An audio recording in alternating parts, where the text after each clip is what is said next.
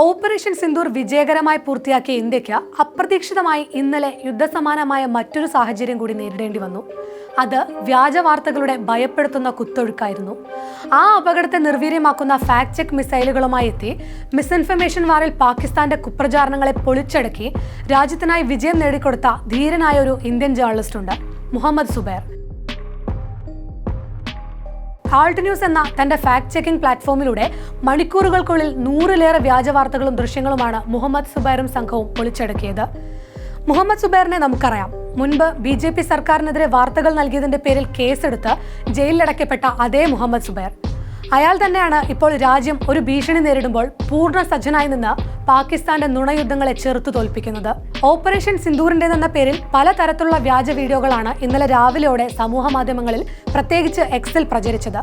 ഇവയെല്ലാം മാസങ്ങൾക്ക് മുമ്പ് ലോകത്തിന്റെ വിവിധ ഭാഗങ്ങളിൽ നടന്ന മറ്റു പല സംഘർഷങ്ങളുടെയും ദൃശ്യങ്ങളായിരുന്നു.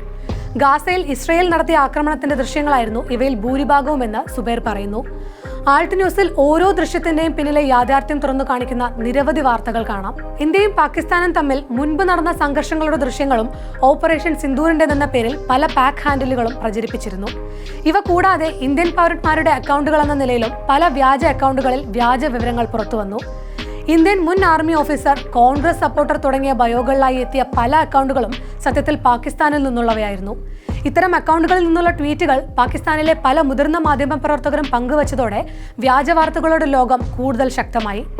ചില ഇന്ത്യൻ മാധ്യമങ്ങൾ പോലും തെറ്റിദ്ധരിക്കപ്പെടുകയും ചില ദൃശ്യങ്ങൾ നൽകുകയും ചെയ്തിരുന്നു. എന്നാൽ ഇത്തരം വ്യാജ അക്കൗണ്ടുകൾക്ക് പിന്നിലെ സത്യവും മുഹമ്മദ് സുബൈർ വെളിച്ചത്ത് കൊണ്ടുവന്നു. വ്യാജ വാർത്തകൾക്ക് മുന്നിൽ സർക്കാർ ഏജൻസികൾ പോലും പകച്ചുപോയ ഘട്ടത്തിലാണ് നിർണായക ഇടപെടൽ സുബൈറിന്റെ ഭാഗത്തു നിന്നും ഉണ്ടായത്. ഇതേക്കുറിച്ച് ചോദിച്ചവരോട് സുബൈർ പറഞ്ഞത് ഒരേ ഒരു കാര്യമാണ്: ഇത് എൻ്റെ ജീവിതത്തിലെ വലിയ ദിവസമാണ്, പക്ഷേ ആദ്യമായല്ല ഞാനിത് ചെയ്യുന്നത്.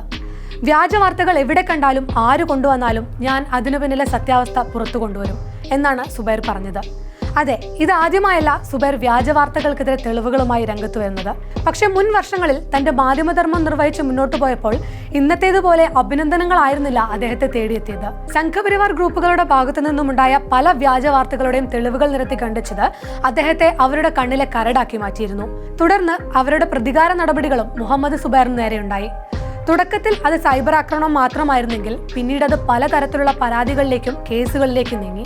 രാജ്യത്തിന്റെ പല ഭാഗങ്ങളിലായി നിരവധി FIRകൾ ഫയൽ ചെയ്യപ്പെട്ടു. ഒടുവിൽ 2022 സുബൈറിന്റെ അറസ്റ്റിലേക്കും കാര്യങ്ങൾ നീണ്ടു. 1983 പുറത്തുവന്ന ഒരു സിനിമയിലെ രംഗത്തിന്റെ സ്ക്രീൻഷോട്ട് 2018 സുബൈർ ട്വീറ്റ് ചെയ്തിരുന്നു. ഈ ട്വീറ്റ് ഹിന്ദു വികാരങ്ങൾ വ്രണപ്പെടുത്തിയെന്ന് ആരോപിച്ച് 2022 ഒരാൾ പരാതി നൽകി. ദിവസങ്ങൾക്കുള്ളിൽ സുബൈർ അറസ്റ്റിലായി. 3 ആഴ്ചയോളമാണ് അദ്ദേഹം ജയിലിൽ കഴിഞ്ഞത്. പിന്നീട് ജാമ്യം കിട്ടി പുറത്തിറങ്ങിയെങ്കിലും ഇപ്പോഴും ഈ പരാതിയിലെ നിയമ നടപടികൾ നടക്കുന്നുണ്ട്. 2017 പ്രദീപ് സിൻഹയോടൊപ്പം ചേർന്ന് ആൾട്ട് ന്യൂസ് ആരംഭിച്ച നാൾ മുതൽ തന്നെ ഗ്രൗണ്ട് ബ്രേക്കിംഗ് ആയ ഫാക്ട് ചെക്കിംഗ് വാർത്തകളുമായി എത്തി ആഗോളതലത്തിൽ ശ്രദ്ധ നേടാൻ ആൾട്ട് ന്യൂസിന് കഴിഞ്ഞിരുന്നു. കലാപശ്രമങ്ങൾക്ക് വരെ തടയിടാൻ ആൾട്ട് ന്യൂസിന്റെ സംയോജിതമായ ഇടപെടലുകൾക്ക് സാധിച്ചിട്ടുണ്ട്. കേന്ദ്ര ഭരണകൂടത്തിന്റെയും ഭരിക്കുന്ന പാർട്ടിയുടെയും അവരുടെ അനുയായികളുടെയും എല്ലാം വിവിധ തരത്തിലുള്ള അടിച്ചമർത്തലുകളും ഭീഷണികളും നേരിട്ടിട്ടും ഇന്നും ആൾട്ട് ന്യൂസും മുഹമ്മദ് സുബൈറും തങ്ങളുടെ ലക്ഷ്യത്തിൽ നിന്ന് വ്യതിചലിക്കാതെ മുന്നോട്ടു പോവുകയാണ്.